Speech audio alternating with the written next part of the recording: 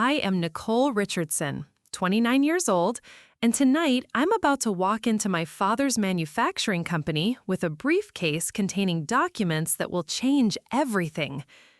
My hands shake slightly as I grip the steering wheel of my Tesla Model S, parked across the street from Richardson Industrial Solutions, the family business my father built from nothing over 30 years ago.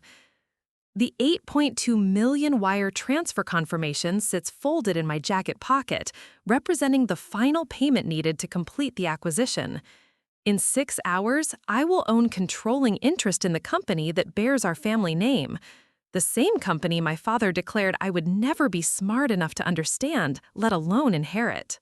I'd love to know which corner of the globe you're watching from. And if this story speaks to you, make sure to subscribe. Tomorrow's video is one you absolutely can't miss. 3 months ago, at my birthday dinner, his words cut through the restaurant's ambient chatter like a blade. Nicole will never inherit anything from me. She doesn't have the business sense or the backbone for real work. He said this while toasting my brother Marcus, announcing his promotion to Vice President of Operations in front of our entire extended family. Tonight, those words became the most expensive mistake of his life.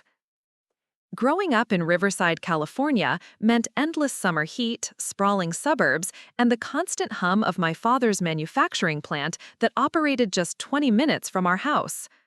Robert Richardson had started Richardson Industrial Solutions in 1994 with a single contract to produce custom metal components for aerospace companies.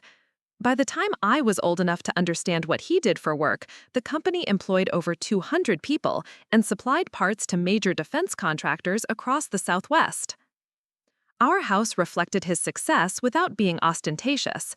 A comfortable 2-story home in an upper-middle-class neighborhood with a 3-car garage that always housed my father's pristine pickup truck, my mother's practical sedan, and whatever project car my brother Marcus happened to be restoring.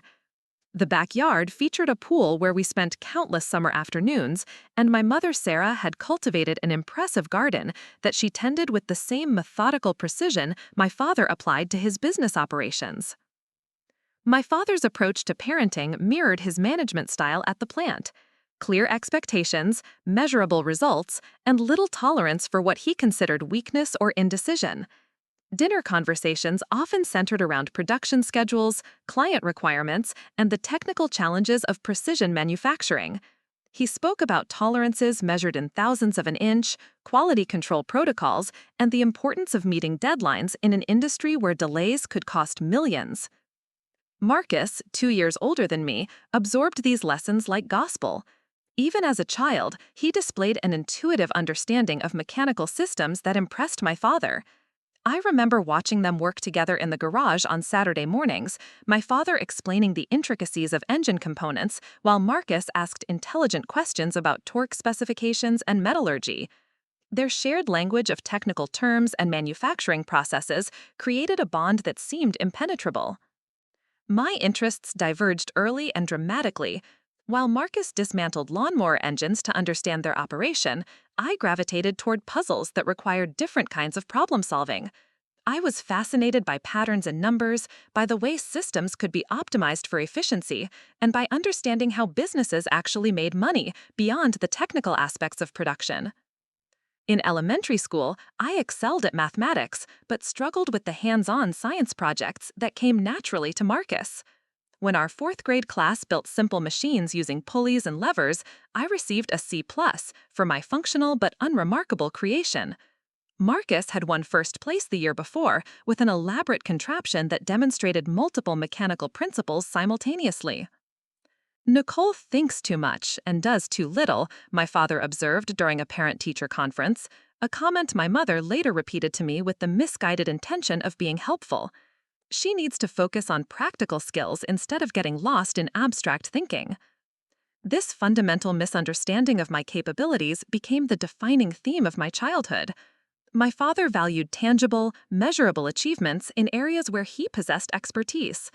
When I demonstrated aptitude in areas outside his knowledge base, he either dismissed those skills as impractical or failed to recognize them entirely.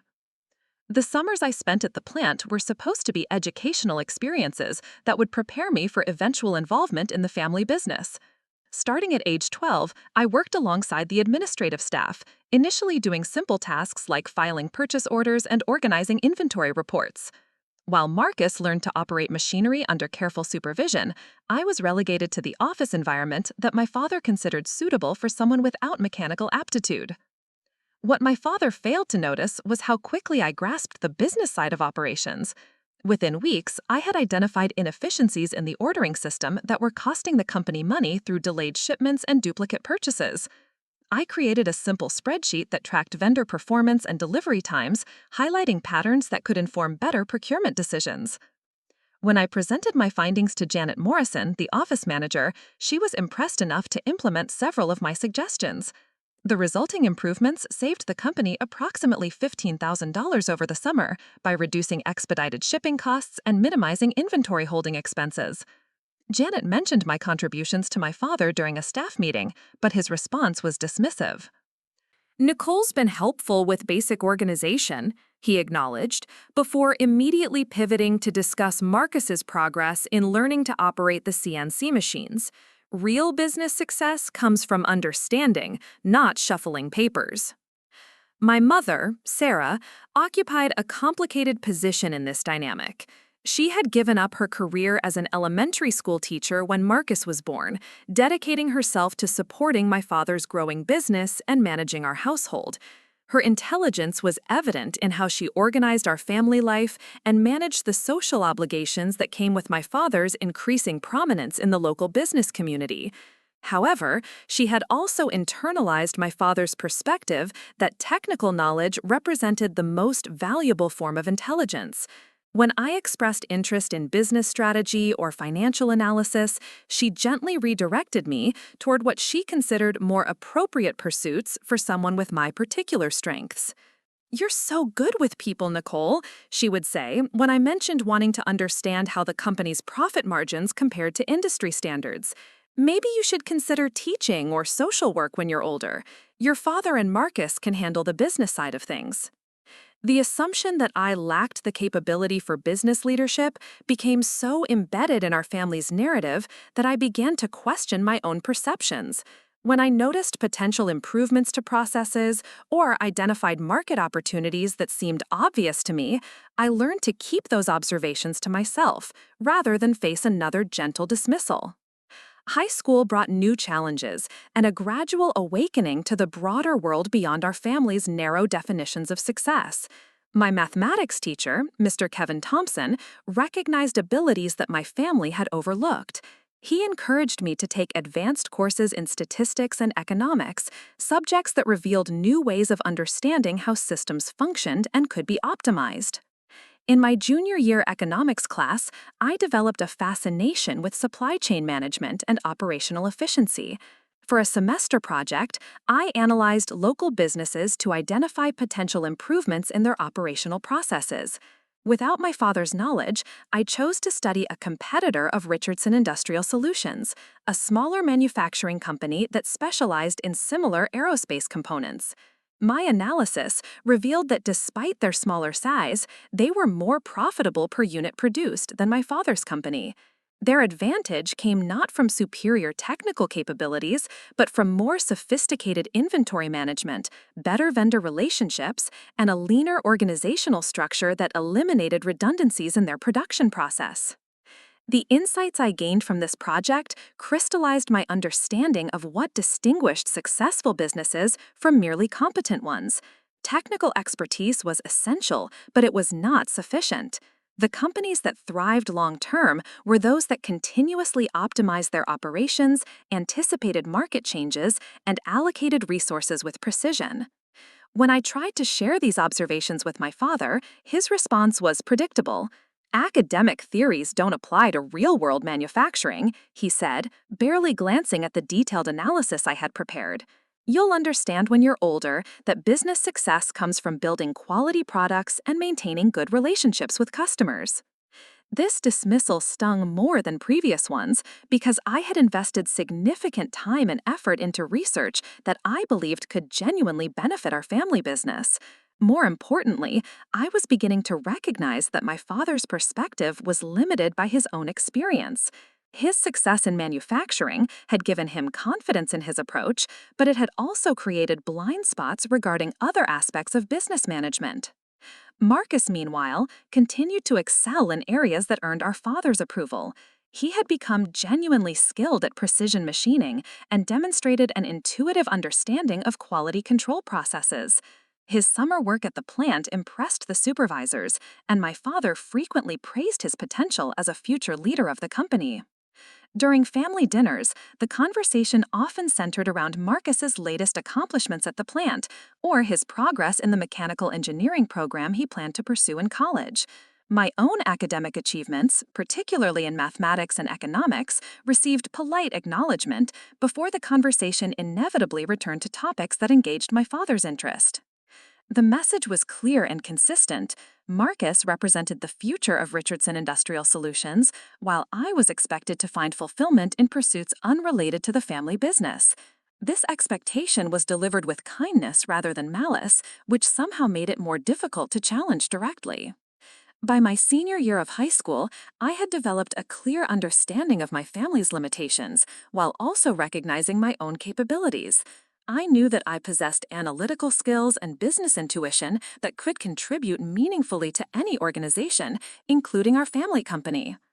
I also knew that demonstrating these capabilities would require proving myself in environments where my father's preconceptions could not limit my opportunities. A lot of love and effort went into bringing this story to life. If you're enjoying it, we'd be so grateful if you'd subscribe to our channel.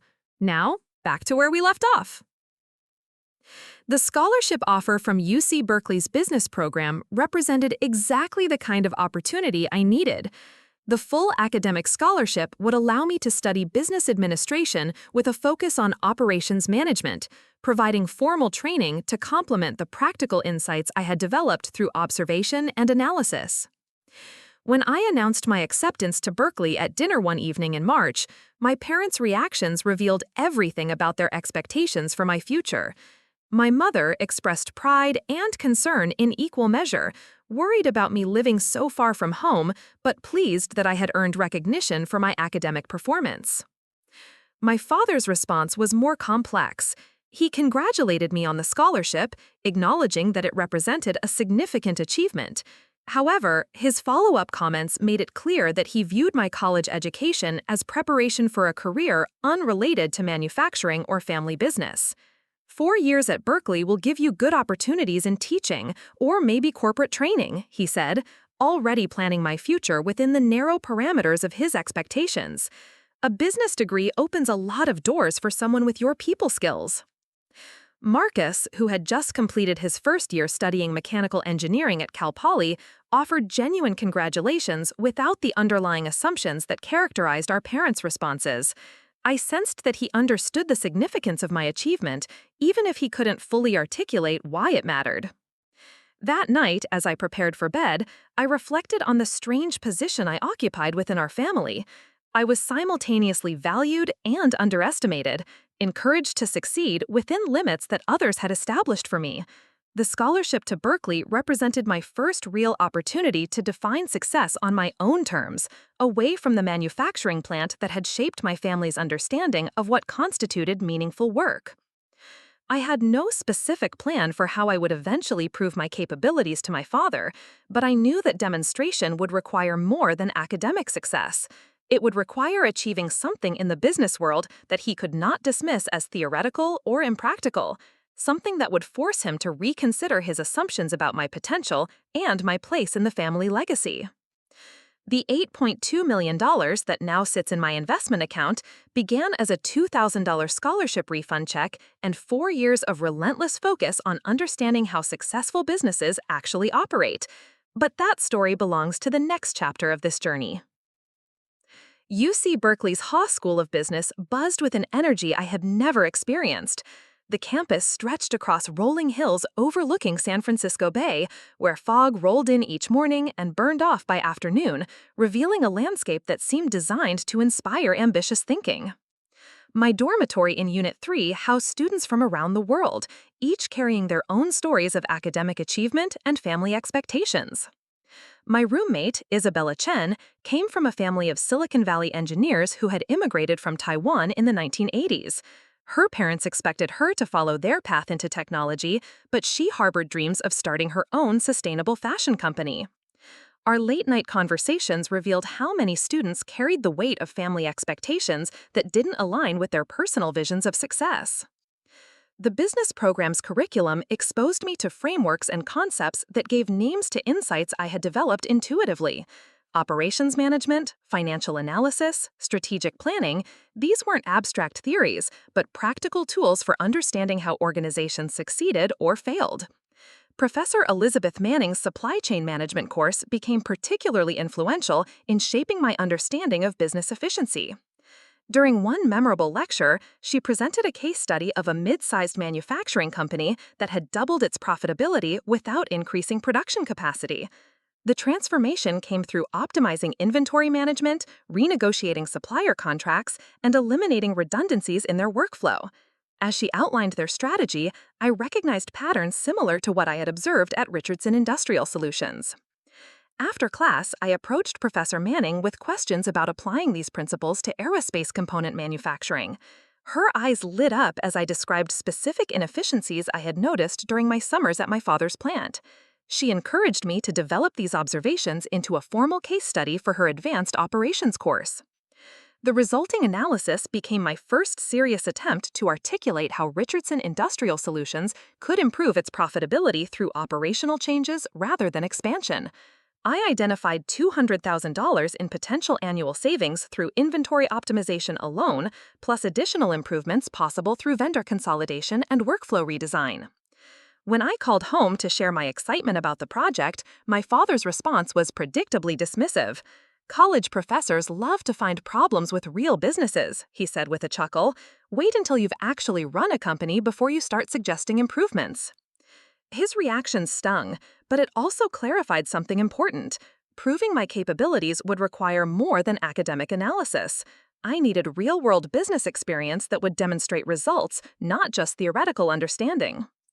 Sophomore year brought an unexpected opportunity through Professor Manning's connections in the Bay Area manufacturing sector. She recommended me for a summer internship at Pacific Precision Manufacturing, a company that produced components for both aerospace and automotive industries. The internship would pay modestly, but offer hands-on experience in operations management under the mentorship of their COO, David Park. Pacific Precision operated differently from my father's company in ways that immediately caught my attention. Their facility was smaller but more technologically advanced, with automated systems that tracked production in real time and inventory management software that optimized purchasing decisions continuously. Most importantly, they had implemented lean manufacturing principles that eliminated waste throughout their production process.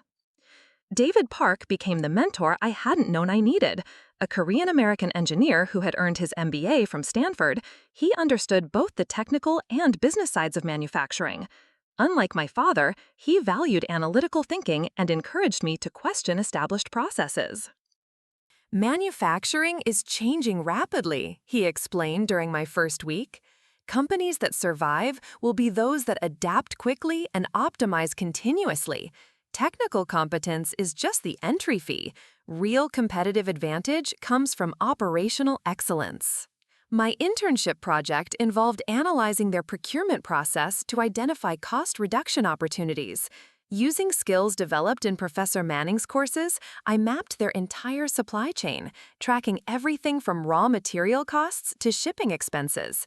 The analysis revealed that they could save approximately $180,000 annually by consolidating orders with fewer suppliers while negotiating volume discounts. More significantly, I proposed a vendor scoring system that evaluated suppliers based on quality, delivery time, and total cost, rather than just unit price. This approach would improve production predictability while reducing the hidden costs of dealing with unreliable vendors. David presented my recommendations to Pacific Precision's executive team, where they were received with enthusiasm. The company implemented all of my suggestions over the following 6 months, achieving even greater savings than projected. More importantly for my development, I had proven that my analytical approach could generate real business value. When I returned to Berkeley for junior year, my confidence had fundamentally shifted. I no longer wondered whether my business insights were valid. I had demonstrated their value in a real manufacturing environment. The question now was how to build on this foundation to create opportunities that would establish my credibility with my family. Junior year coursework focused on financial analysis and strategic management, subjects that revealed new dimensions of business operations. Professor Richard Steinberg's corporate finance course introduced me to concepts like leveraged buyouts, private equity, and acquisition financing. Initially, I approached these topics as academic exercises, but gradually I began to see their practical applications. The semester project required analyzing a potential acquisition target, evaluating whether the purchase would create value for the acquiring company. I chose to study a manufacturing company similar to Richardson Industrial Solutions, partly out of curiosity about my family's industry, and partly because I understood the operational factors that would affect valuation. The analysis process was complex but fascinating. I evaluated the target company's financial statements, assessed their market position, and identified potential synergies with hypothetical acquirers. Most challenging was determining an appropriate purchase price that would allow the acquirer to generate adequate returns on their investment. As I worked through the financial models, I began to understand how private equity firms identified undervalued companies, improved their operations, and eventually sold them for substantial profits. The process required exactly the kind of operational analysis and financial planning that I had been developing throughout my academic career. My project earned an A+ and comments from Professor Steinberg about the sophistication of my analysis. More importantly, it planted the first seeds of an idea that would eventually reshape my relationship with my family's business. During winter break, I returned home with new perspectives on Richardson Industrial Solutions. Seeing the plant through the lens of my academic training and internship experience, I noticed inefficiencies that seemed more glaring than before. Their inventory system was outdated, their vendor relationships were suboptimal, and their production scheduling could be significantly improved through better coordination. At Christmas dinner, I attempted to share some general observations about trends in manufacturing efficiency. My father listened politely before explaining why academic theories didn't apply to real-world operations. Marcus, now in his junior year studying mechanical engineering, showed more interest in my insights, asking thoughtful questions about lean manufacturing principles. "Some of those ideas might actually work here," he said quietly after our father had moved on to other topics. "I've noticed some of the same inefficiencies you're talking about." His acknowledgement meant more to me than my father's dismissal. Marcus understood the technical aspects of our family's business better than anyone, and his validation suggested that my business insights had merit even within our industry. Spring semester brought an opportunity that would accelerate my learning dramatically. Professor Steinberg recommended me for a highly competitive internship with Meridian Capital, a San Francisco-based private equity firm that specialized in acquiring and improving mid-size manufacturing companies. The internship was unpaid but offered exposure to high-level business transactions and the chance to work with some of the most sophisticated financial minds in the Bay Area. Meridian's partners had acquired dozens of companies, improved their operations, and generated substantial returns for their investors through strategic exits. My role involved supporting the deal team with financial analysis and operational due diligence on potential acquisitions. This meant traveling to manufacturing facilities across the West Coast, evaluating their operations, and identifying opportunities for improvement that would justify Meridian's investment. The work was demanding but incredibly educational. I learned to quickly assess a company's strengths and weaknesses, to identify the key factors that drove profitability in different manufacturing sectors, and to model various scenarios for operational improvement. Most valuable was observing how experienced professionals negotiated complex transactions and managed the human dynamics in acquiring family-owned businesses. One deal particularly captured my attention. Meridian was considering acquiring an aerospace components manufacturer in Arizona whose founder was nearing retirement. The company had strong technical capabilities but outdated business processes that limited profitability. Meridian's plan involved investing in new technology and implementing operational improvements that would double the company's value within 3 years. As I analyzed this deal, I couldn't help but think about Richardson Industrial Solutions. My father's company had many of the same strengths and weaknesses as the Arizona firm: strong technical reputation, loyal customer base, but opportunities for operational improvement that could significantly increase profitability. The idea that initially formed during Professor Steinberg's corporate finance course began to crystallize into something more concrete. If I could acquire the necessary capital and expertise, Richardson Industrial Solutions could be an ideal acquisition target.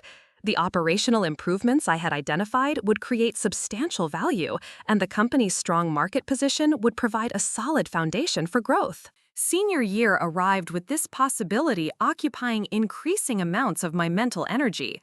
I had developed the analytical skills to evaluate the opportunity, but I lacked the financial resources and business experience necessary to execute such a complex transaction. More fundamentally, I needed to prove my capabilities in ways that would establish credibility within the business community. The solution came through Professor Manning's extensive network of Berkeley alumni working in various aspects of the manufacturing sector. She introduced me to Jennifer Walsh, a 2010 Haas graduate who had started her own operations consulting firm after working for several years at McKinsey & Company.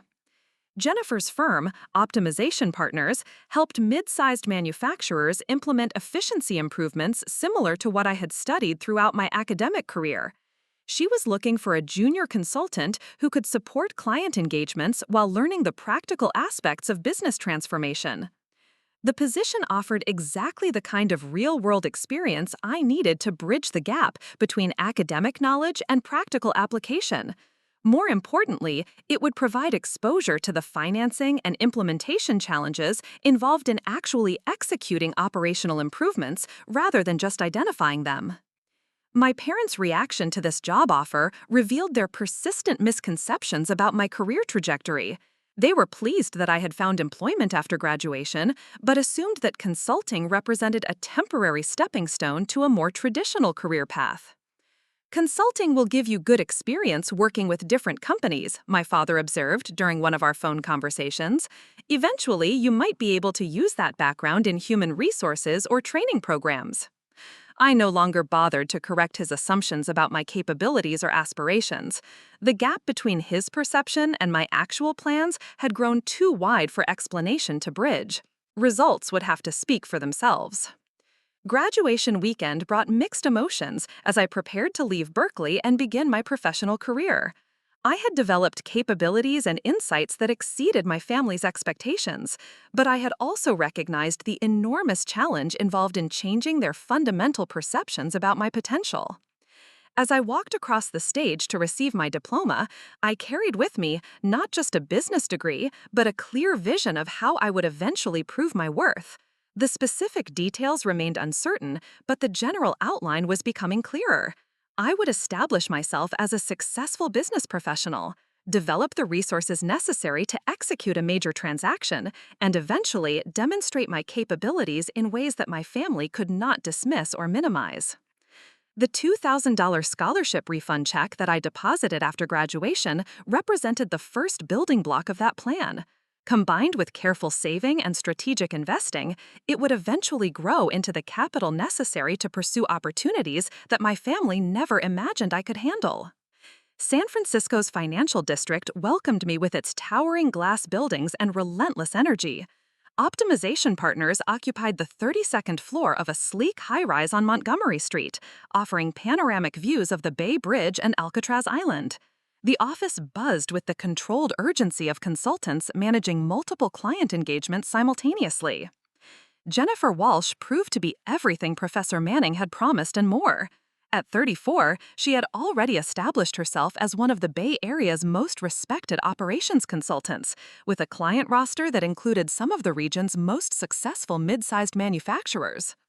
Her approach combined rigorous analytical methods with practical implementation strategies that actually worked in real-world environments. My first assignment involved supporting a project at Coastal Manufacturing, a San Diego-based company that produced precision components for medical device manufacturers.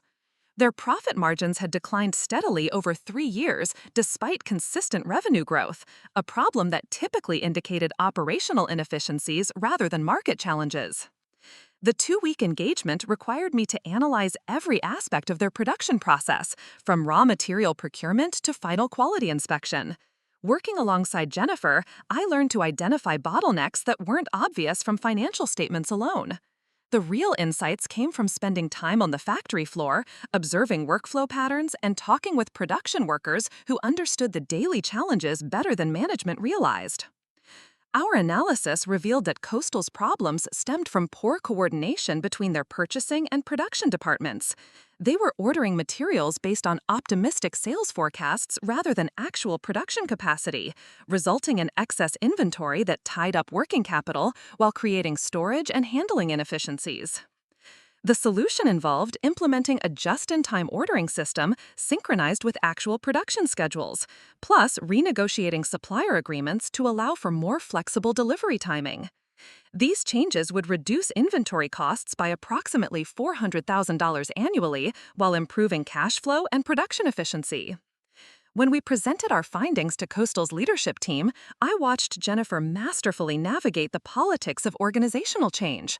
She acknowledged the existing team's expertise while clearly articulating why modifications were necessary, framing improvements as building on their strengths rather than correcting their failures.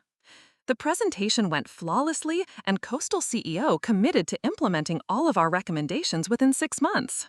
More importantly for my development, Jennifer asked me to lead the implementation phase, giving me responsibility for ensuring that our theoretical improvements actually delivered promised results. Managing the implementation taught me lessons that no academic course could provide. Organizational change required more than logical analysis and compelling presentations. Success depended on understanding individual motivations, addressing concerns that people couldn't articulate directly, and maintaining momentum through inevitable setbacks and resistance. The purchasing manager, Tom Bradley, initially resisted our inventory recommendations because he had built his reputation on maintaining large safety stocks that prevented production delays. Rather than dismissing his concerns, I worked with him to develop performance metrics that would demonstrate how the new system actually reduced risk while improving efficiency. Within 4 months, Coastal's new procurement process was generating savings that exceeded our projections. Tom became one of the system's strongest advocates, proud of playing a key role in the company's improved performance. The experience taught me that successful change management required making people feel like partners rather than subjects of improvement. Jennifer recognized my contribution to the project's success and began assigning me increasing responsibility on subsequent engagements. Over the following year, I worked with manufacturers across California, each presenting unique challenges that expanded my understanding of operational excellence. At Silicon Valley Fabrication, I helped redesign their production layout to eliminate unnecessary material handling, reducing production time by 15% while improving quality control. Western Aerospace Components engaged us to optimize their supply chain, where I identified opportunities to consolidate vendors and negotiate better terms that saved them $300,000 annually. Each successful project built my reputation within the consulting community and my confidence in tackling complex business challenges. More importantly, the work provided exposure to how successful acquisitions and operational improvements actually functioned in practice. During a project at Bay Area Precision Manufacturing, I met Michael Torres, a former investment banker who had transitioned to private equity after growing frustrated with the limitations of traditional banking. Michael's firm, Pacific Growth Partners, specialized in acquiring family-owned manufacturers and implementing operational improvements to increase their value. Our conversation over coffee near his Palo Alto office opened my eyes to the practical mechanics of leveraged acquisitions. Michael explained how private equity firms identified undervalued companies, structured financing to minimize risk, and managed the operational improvements necessary to generate acceptable returns for investors. The key is finding companies with strong fundamentals but operational inefficiencies, he explained, stirring his espresso thoughtfully.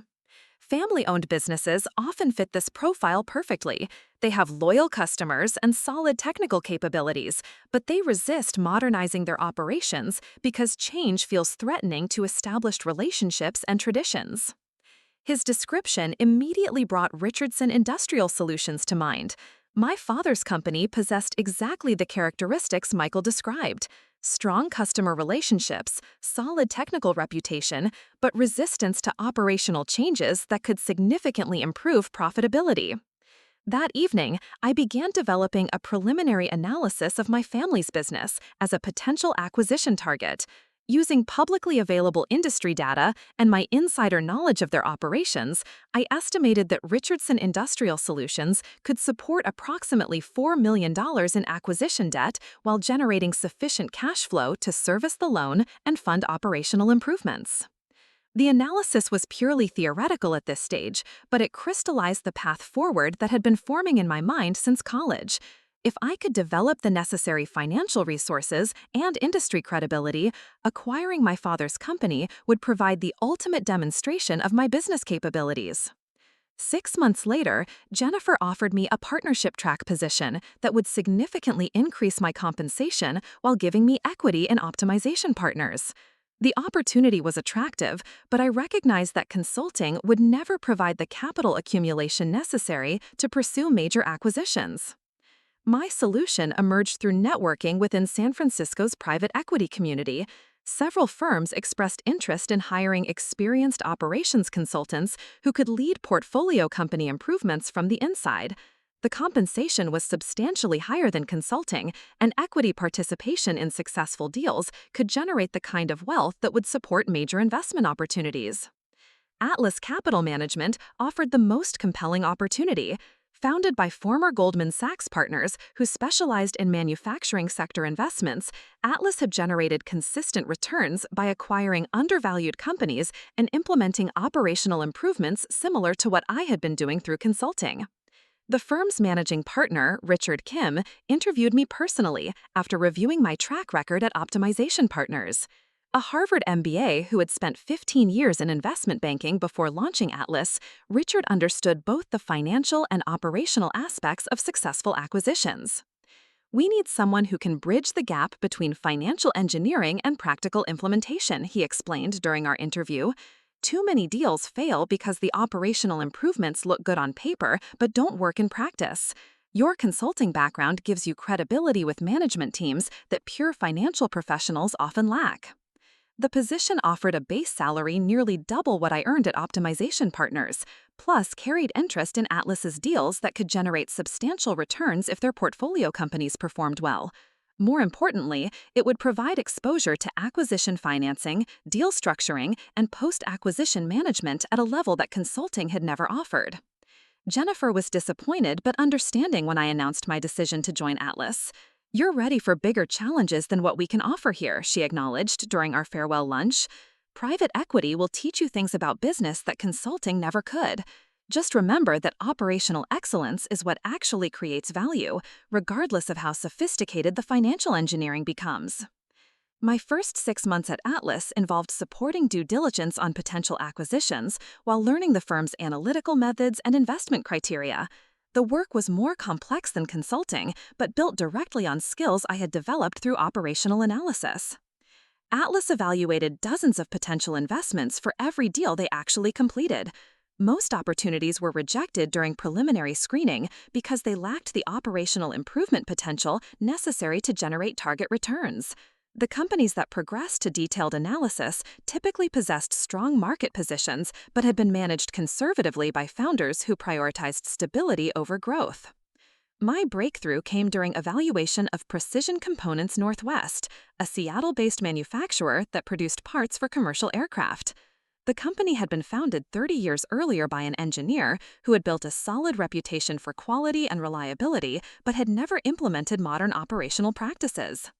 My operational analysis identified $800,000 in annual savings opportunities through inventory optimization, vendor consolidation, and production efficiency improvements. More significantly, I proposed a growth strategy that would allow them to compete for larger contracts by demonstrating superior delivery reliability and cost control. Richard assigned me to lead the post-acquisition operational improvements after Atlas completed the purchase. The 18-month engagement required relocating to Seattle temporarily, but it provided invaluable experience in actually implementing the kind of changes I had been analyzing and recommending for years. Working directly with Precision Components management team taught me lessons about leadership and change management that transformed my understanding of business operations.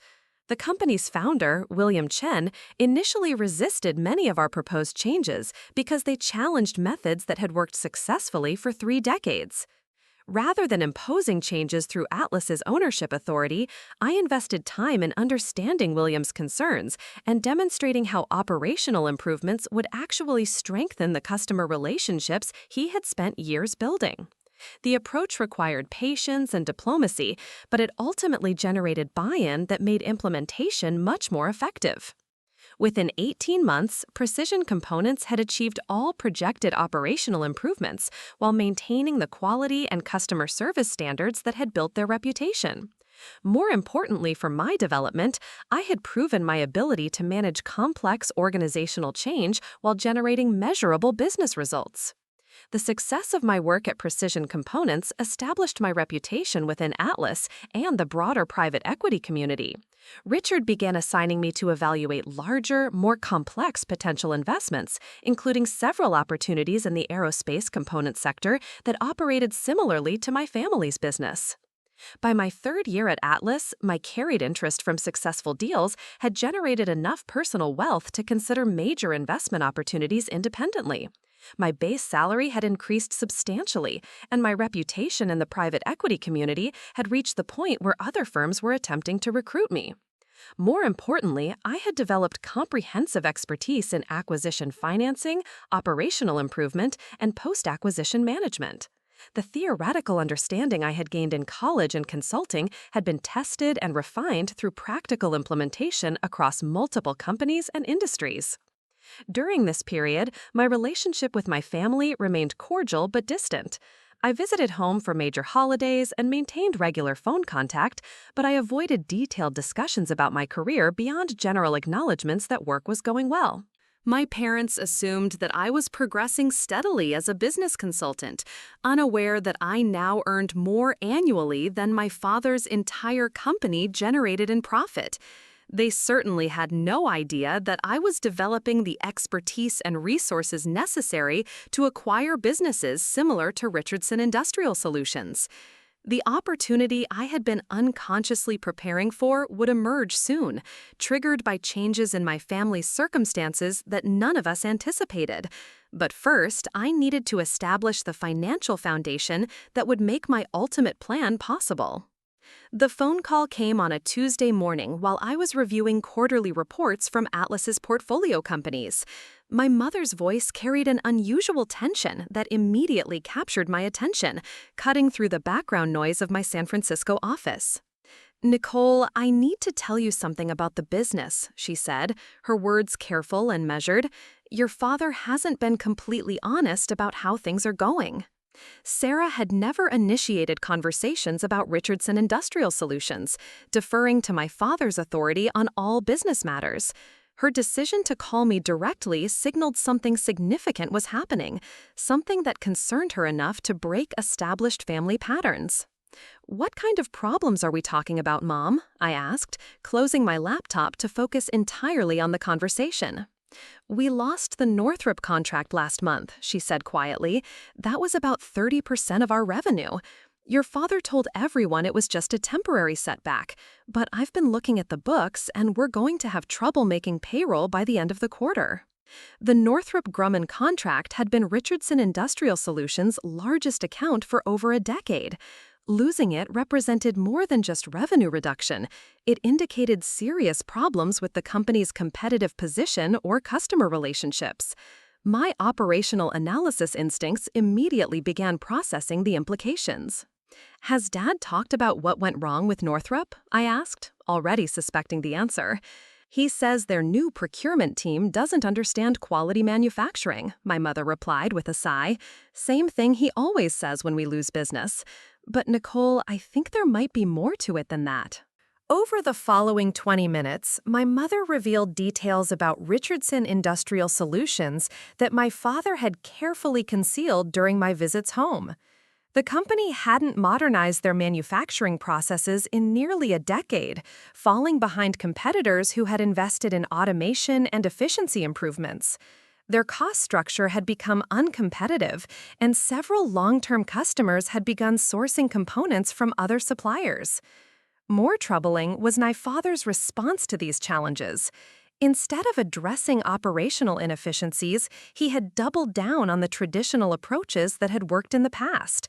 He increased quality control inspections, extended production schedules to ensure perfection, and maintained expensive inventory levels to guarantee availability, all strategies that further increased costs without addressing the underlying competitive weaknesses. "He's talking about laying off 20 people next week," my mother said, her voice breaking slightly. "These are people who have worked for us for 15 years or more, and he's considering taking out a second mortgage on the house to keep the business afloat." The desperation in her voice crystallized my understanding of the situation. My father was approaching the crisis with the same rigid thinking that had created the problems in the first place. Without intervention, Richardson Industrial Solutions would either fail completely or require such drastic cost-cutting that it would never recover its competitive position. That evening, I conducted a preliminary financial analysis using industry data and my insider knowledge of the company's operations. The situation was serious but not hopeless. Richardson Industrial Solutions still possessed valuable assets, established customer relationships, specialized manufacturing capabilities, and a skilled workforce. The fundamental problem was operational inefficiency, exactly the kind of challenge I had learned to address through consulting and private equity work. My analysis suggested that the company could be stabilized through immediate operational improvements, then grown through strategic investments in automation and process optimization. The transformation would require approximately $2 million in working capital, plus another $3 million in equipment upgrades, but the potential returns justified the investment if managed properly. More importantly, I realized that this crisis presented the opportunity I had been unconsciously preparing for since college. My father's resistance to change had finally created circumstances where outside intervention was not just beneficial but necessary for survival. The next morning, I called my mother back with a carefully considered proposal. "I want to help save the company," I said directly, "but I need complete honesty about the financial situation, and Dad needs to be willing to consider changes he's been resisting." My mother was quiet for a long moment before responding. "Nicole, I don't think your father will accept help from anyone, especially not suggestions about how to run his business." "Then maybe it's time he learned that his way isn't the only way," I replied, surprised by the firmness in my own voice. "I have experience with exactly these kinds of operational challenges. If he wants to save the company and preserve everyone's jobs, he needs to set aside his pride and listen to solutions." That weekend, I flew home to Riverside with a comprehensive rescue plan developed using the same analytical methods that had generated millions in value for Atlas's portfolio companies. The plan addressed immediate cash flow problems through accounts receivable management and inventory optimization, while outlining longer-term investments in automation and process improvement that would restore competitive positioning. The family meeting took place in our living room on Saturday evening, the same space where I had received countless lectures about realistic expectations and practical career choices. The irony of the setting wasn't lost on me as I prepared to present a plan that would fundamentally reverse our family's power dynamics. Marcus attended via video call from his home in Orange County, where he had recently accepted a teaching position at a community college. His decision to leave his corporate engineering job had surprised our parents, but aligned with his desire for work-life balance and genuine satisfaction rather than just professional advancement. Before we discuss solutions, I began, spreading financial projections across the coffee table. I need everyone to understand exactly how serious the situation has become. My analysis painted a stark picture. Without immediate changes, Richardson Industrial Solutions would exhaust its cash reserves within 6 weeks. The Northrop contract loss had exposed underlying problems that threatened relationships with remaining customers. Delayed payments to suppliers were damaging credit relationships that had taken decades to build. My father listened with increasing discomfort as I outlined each challenge in detail. His responses followed predictable patterns: external blame, minimization of problems, and dismissal of analytical approaches as theoretical rather than practical. The numbers tell one story, he said defensively, but they don't capture 30 years of relationships and reputation. Our customers know they can count on us for quality work, even if our prices are higher than some competitors. Dad, I replied carefully, quality doesn't matter if customers can't afford your prices, and reputation doesn't pay salaries or keep the lights on. The tension in the room was palpable as I presented my rescue plan. The immediate interventions would stop the financial bleeding within 30 days. Inventory optimization would free up $400,000 in working capital.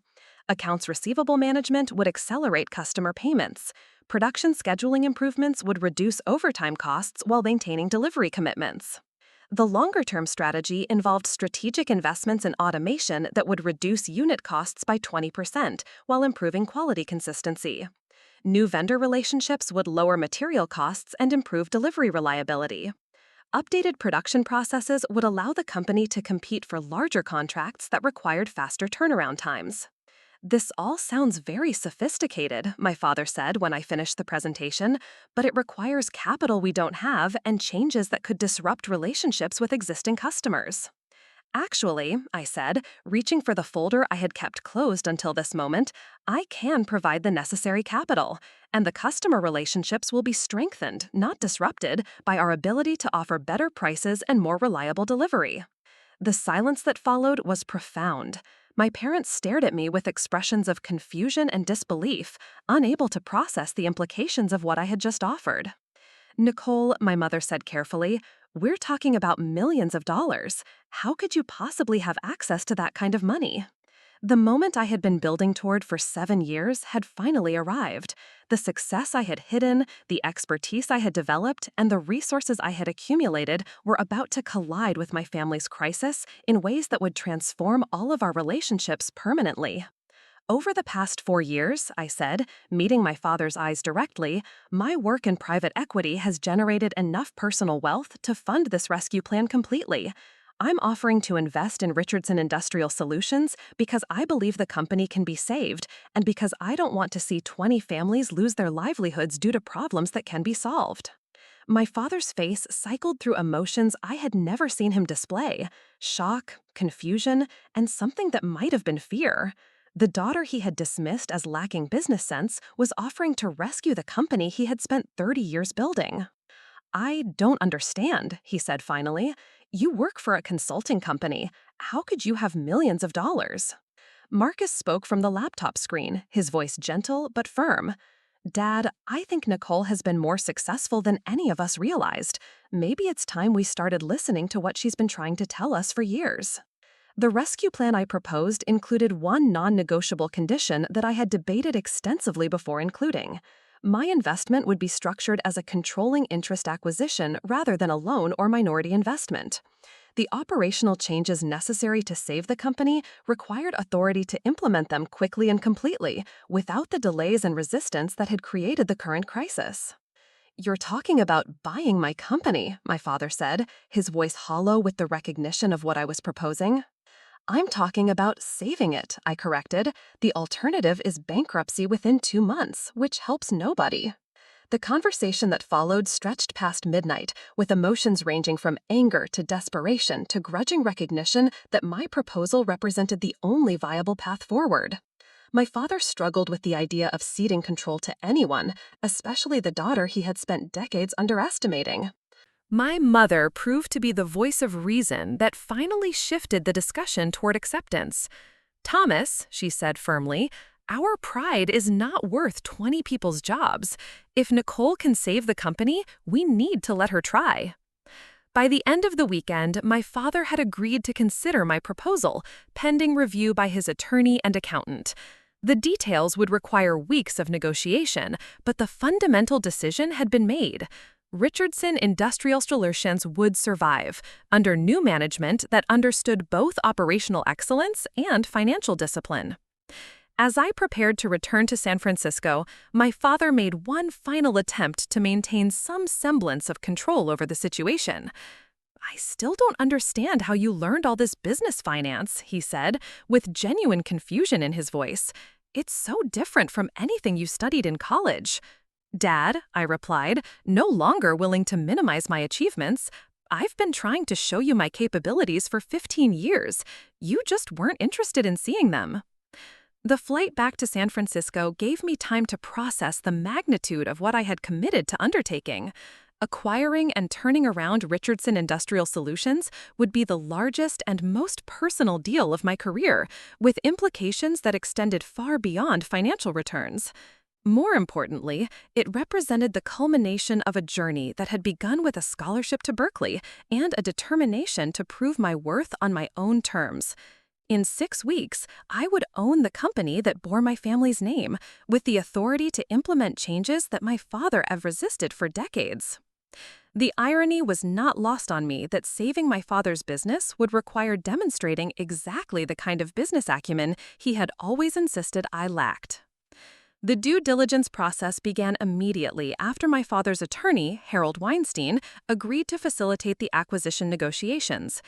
Harold had represented Richardson Industrial Solutions for 22 years, handling everything from contract reviews to employee disputes. His weathered face revealed decades of experience with family business dynamics, and his initial skepticism about my proposal was evident in every carefully worded question. "Nicole, I need to understand your financing structure," Harold said during our first formal meeting in his downtown Riverside office. "Acquiring a manufacturing company requires substantial capital verification and proof of your ability to manage ongoing operational expenses." The documentation I provided exceeded anything Harold had expected. Bank statements showing liquid assets of $4.8 million, investment account summaries totaling an additional $6.2 million, and a pre-approved credit facility from Goldman Sachs for $15 million in acquisition financing. More impressive than the numbers was the source of my wealth, carried interest from successful private equity deals that demonstrated my expertise in exactly the kind of operational improvements Richardson Industrial Solutions required. "I've never seen a 29-year-old with this level of financial sophistication," Harold admitted after reviewing my investment portfolio. "Your father mentioned you worked in business consulting, but this suggests something significantly more substantial." The formal valuation process revealed the extent of my father's financial challenges more clearly than my preliminary analysis had indicated. Richardson Industrial Solutions carried $1.8 million in outstanding debt, primarily equipment loans and a line of credit that had been fully drawn to cover recent cash flow shortages. The company's book value was approximately $3.2 million, but operational inefficiencies had reduced its actual market value to roughly $2.1 million. My acquisition offer of $2.8 million represented a premium that acknowledged the company's potential while providing my father with enough cash to pay off existing debts and retain a modest retirement fund. The structure included $800,000 in immediate cash payment, assumption of all outstanding debts, and a 3-year consulting agreement that would pay my father $120,000 annually to ease his transition into retirement. The most delicate aspect of the negotiation involved my father's psychological adjustment to ceding control of the business he had built from nothing. During one particularly tense meeting, he questioned whether I truly understood the complexities of aerospace component manufacturing. "This isn't like those consulting projects you've worked on," he said, his voice carrying the same dismissive tone I had heard throughout my childhood. "Manufacturing requires understanding tolerances, material properties, and customer specifications that can't be learned from financial models." Harold intervened before I could respond, his diplomatic skills honed through decades of managing family business transitions. "Thomas, Nicole's track record speaks for herself. She's successfully managed operational improvements at companies very similar to yours. Perhaps it's time to trust her expertise rather than questioning it.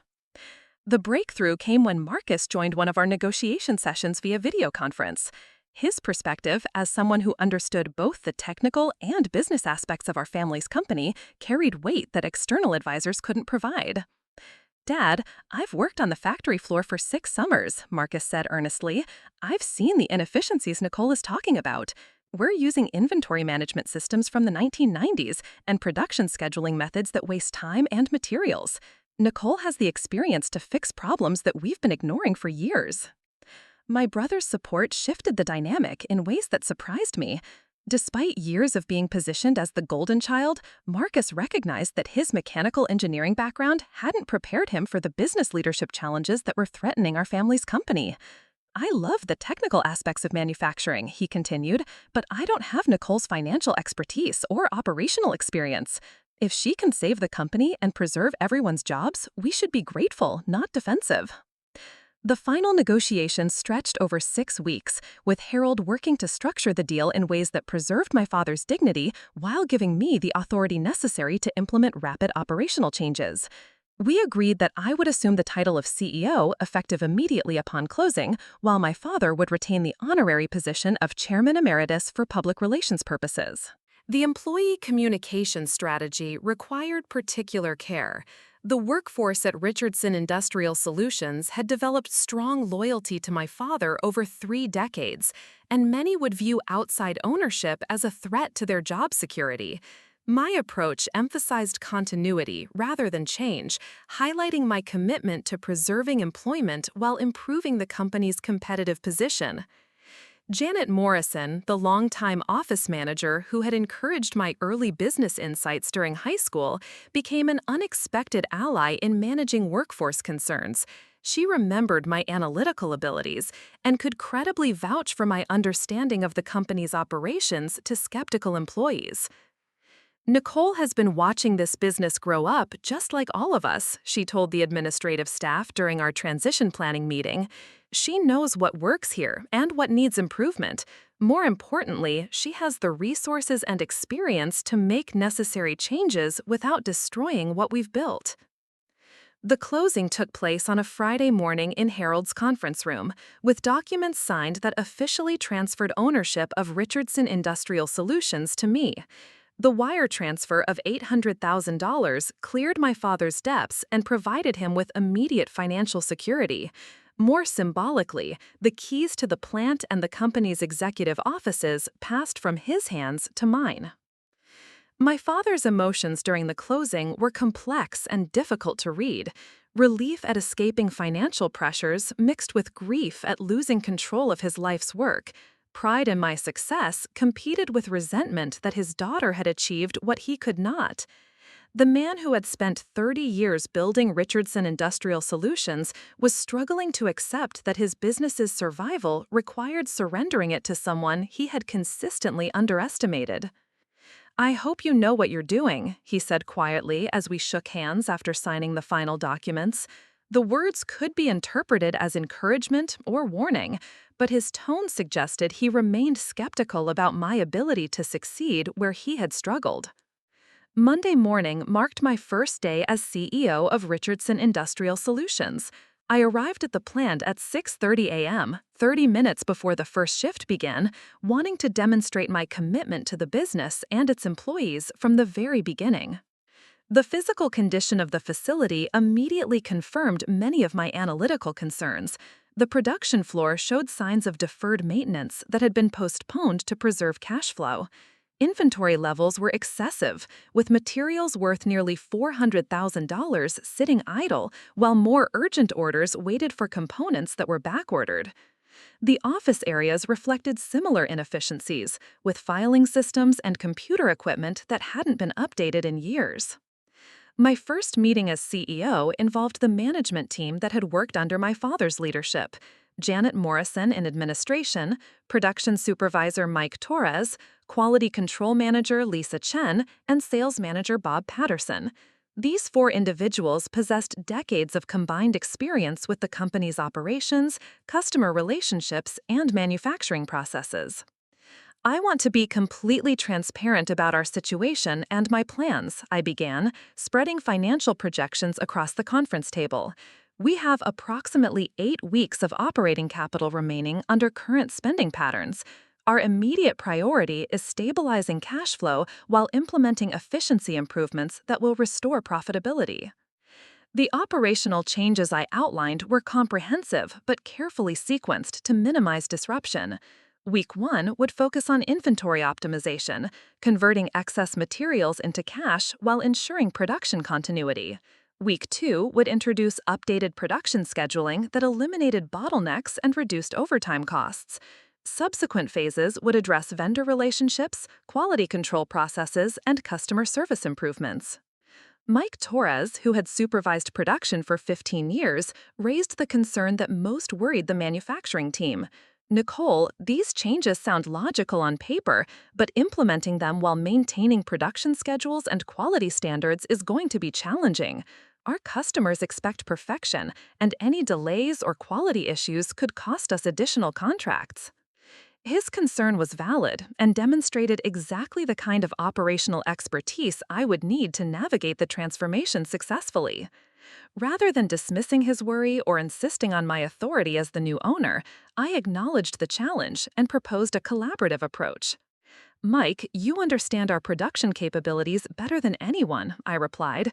I want you to review my proposed schedule changes and identify potential problems before we implement anything. The goal is improvement, not disruption. If we can't maintain quality and delivery commitments during the transition, the whole rescue plan fails. This collaborative approach set the tone for my leadership style during the critical first months. Rather than imposing changes through executive authority, I worked with existing managers to refine implementation strategies based on their practical experience and customer knowledge. The first major test came within 2 weeks when our largest remaining customer, Raytheon, requested an expedited delivery schedule for a $180,000 order. Under the old system, meeting their deadline would have required expensive overtime and potentially compromised quality. Using the new production scheduling methods, we delivered ahead of schedule while reducing production costs by 12%. The success of that early challenge provided credibility for additional changes that followed. Employee skepticism gradually gave way to cautious optimism as they observed improvements in workflow, reduced stress from better planning, and more stable employment prospects as our financial position strengthened. By the end of my first month as CEO, Richardson Industrial Solutions had generated positive cash flow for the first time in 8 months. Inventory optimization had freed up $320,000 in working capital, vendor renegotiations had reduced material costs by 7%, and production efficiency improvements had increased output per labor hour by 15%. More importantly, the company had successfully retained all existing customers while positioning itself to compete for new contracts that had been financially impossible under the previous cost structure. The transformation was proceeding exactly as my analytical models had predicted, validating years of operational expertise developed through consulting and private equity work. My father observed these early successes with a mixture of admiration and bewilderment. During our weekly transition meetings, he struggled to understand how changes he had resisted for years could be implemented so smoothly and generate such immediate results. I never realized these improvements were possible, he admitted during one of our discussions. I always thought maintaining our current methods was the safest approach, but I can see now that staying the same was actually the riskiest strategy. The acquisition of Richardson Industrial Solutions represented more than just a successful business transaction. It marked the complete reversal of family dynamics that had defined my entire life, transforming me from the dismissed daughter into the leader responsible for preserving my father's legacy and protecting the livelihoods of everyone who depended on the company's success. 18 months after acquiring Richardson Industrial Solutions, I stood in the newly expanded production facility, watching automated equipment operate with precision that would have been impossible under the old manual systems. The $3.2 million investment in manufacturing technology had transformed our competitive position so dramatically that we were now turning away potential customers due to capacity constraints. The numbers told a story that exceeded even my most optimistic projections. Annual revenue had grown from $4.8 million to $8.3 million, while profit margins had increased from negative 12% to positive 18%. More importantly, we had created 47 new jobs, expanding our workforce from the original 187 employees to 234 people, earning higher wages than they had ever imagined possible. The transformation hadn't been without challenges. Implementing lean manufacturing principles while maintaining aerospace quality standards required retraining every production worker and redesigning workflow patterns that had remained unchanged for decades. Some longtime employees initially resisted new methods, comfortable with familiar routines, even when those routines were inefficient. The breakthrough came when veteran machinist Carlos Rodriguez, who had worked for my father for 22 years, publicly endorsed the changes during a company-wide meeting. Carlos had been skeptical of automation, worried that new technology would eliminate his job or diminish the value of his experience. Instead, he discovered that automated systems enhanced his capabilities, allowing him to focus on complex operations that required human judgment while machines handled repetitive tasks. "I thought Nicole was going to replace us all with robots," Carlos told the assembled workforce, his honesty generating appreciative laughter. "What actually happened is that the robots do the boring stuff, and we get to do the interesting work that requires real skill. Plus, my paycheck is 30% bigger than it was 2 years ago." Our success had attracted attention throughout the aerospace components industry. Boeing invited us to bid on contracts that would have been financially impossible under our previous cost structure. Lockheed Martin approached us about becoming a preferred supplier for their next-generation aircraft programs. Most significantly, Northrop Grumman, the customer whose departure had triggered the original crisis, requested meetings to discuss bringing their business back to Richardson Industrial Solutions. The meeting with Northrop's procurement team took place in our updated conference room, where floor-to-ceiling windows showcased the bustling production floor beyond. Their representatives arrived expecting to negotiate with my father, whom they had known for 15 years, and were surprised to discover that his daughter now owned and operated the company. "We've heard remarkable things about your operational improvements," said Patricia Williams, Northrop's senior procurement director. "Our quality audits of your recent deliveries show significant improvements in consistency and delivery reliability. We're interested in discussing a 3-year contract that would represent approximately 40% of your current capacity." The proposed contract was worth $12.8 million over 3 years, with potential extensions that could reach $25 million if performance targets were met. More importantly, it would restore the anchor customer relationship that provided stability for long-term planning and investment decisions. During contract negotiations, Patricia asked the question that had become increasingly common in my business dealings. How did someone your age develop the expertise to transform a struggling manufacturing company so dramatically? The answer required explaining a journey that had begun with childhood dismissal and evolved through academic excellence, consulting success, and private equity expertise. More fundamentally, it required articulating how operational analysis and financial discipline could generate results that traditional manufacturing approaches had missed. "Manufacturing excellence isn't just about technical capabilities," I explained to Patricia and her team.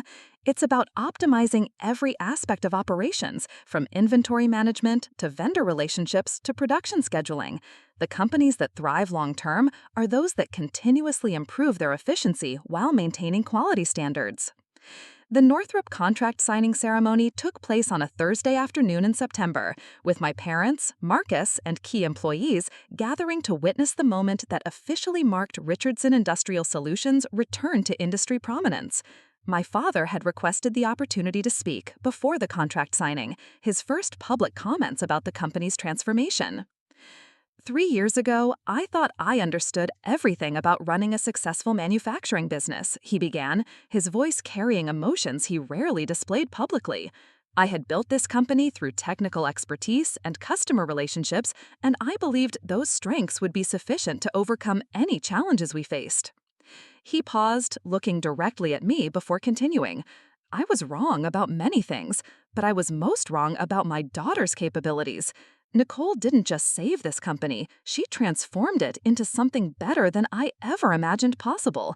She accomplished this not by abandoning our values, but by adding business disciplines that I didn't understand and, frankly, didn't think were important. The applause that followed was warm and genuine, reflecting the respect that our workforce had developed for both my leadership and my father's humility in acknowledging his previous limitations.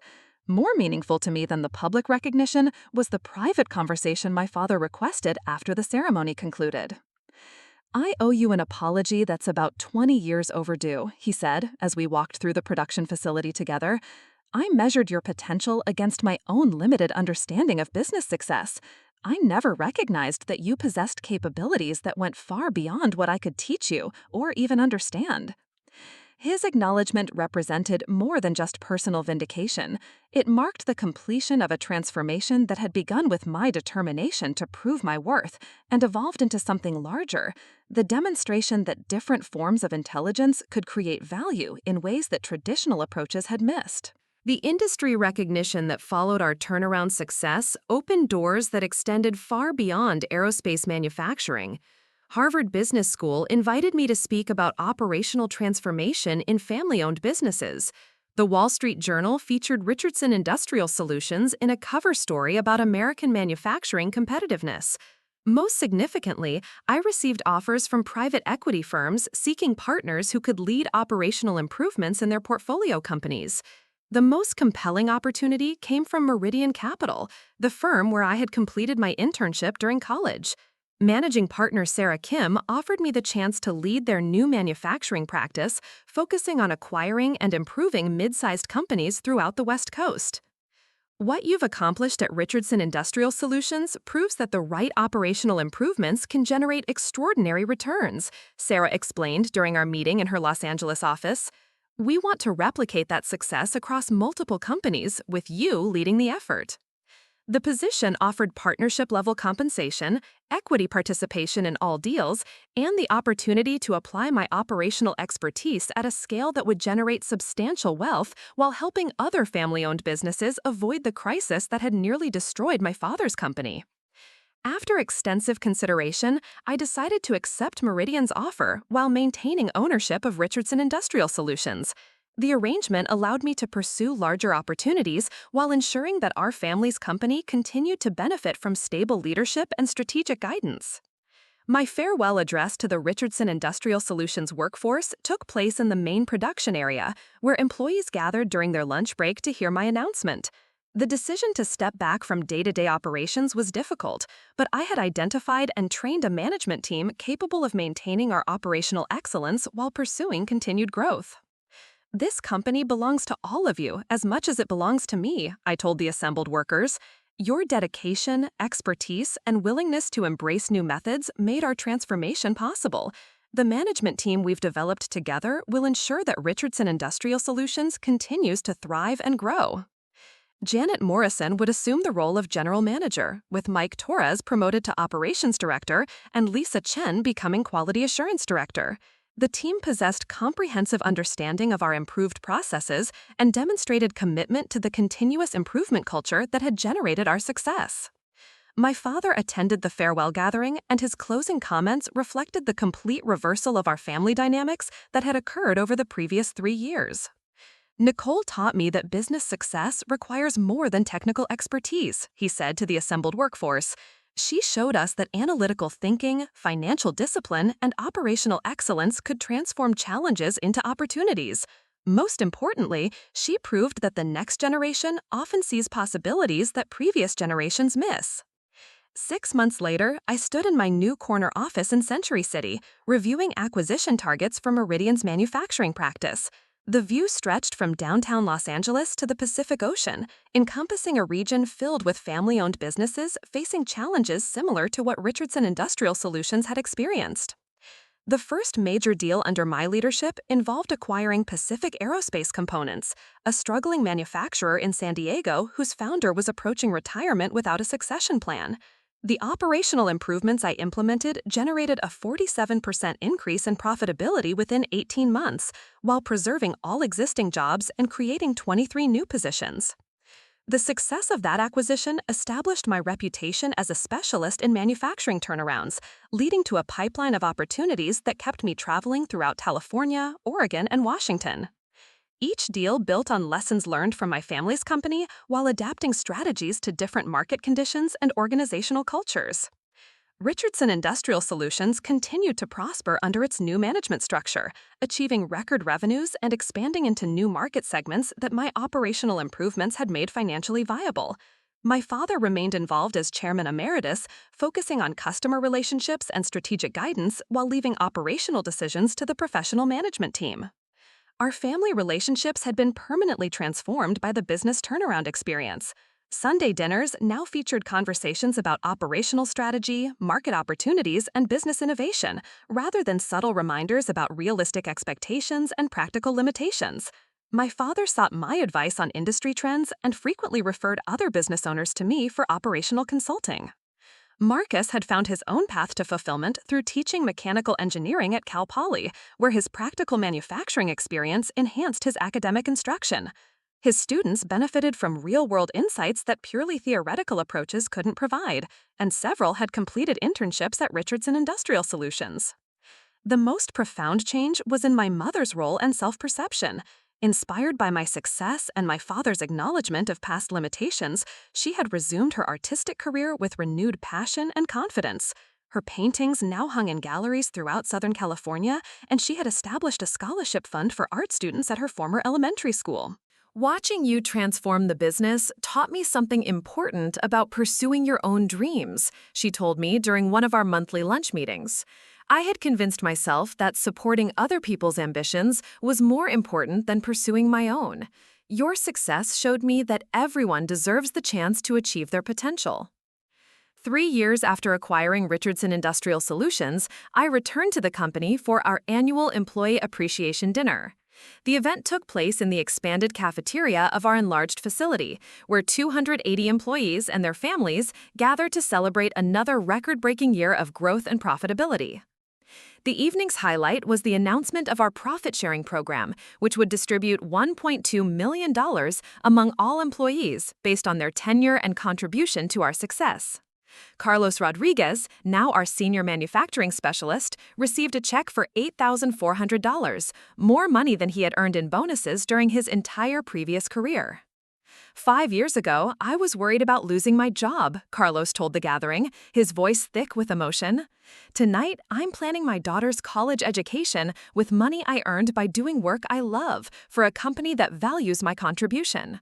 That transformation happened because Nicole saw possibilities that the rest of us missed.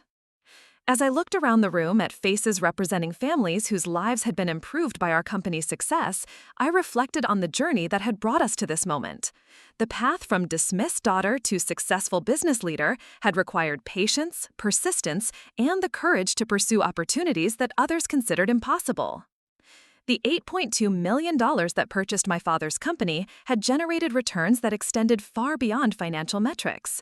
We had created hundreds of jobs, strengthened entire families, and demonstrated that analytical thinking, combined with operational excellence, could transform struggling businesses into thriving enterprises. Most importantly, we had proven that potential exists in places where others refuse to look, and that success belongs to those who have the vision to see opportunities that conventional wisdom dismisses as unrealistic. The girl who was told she would never be the bright one had become a woman who illuminated possibilities that others had missed.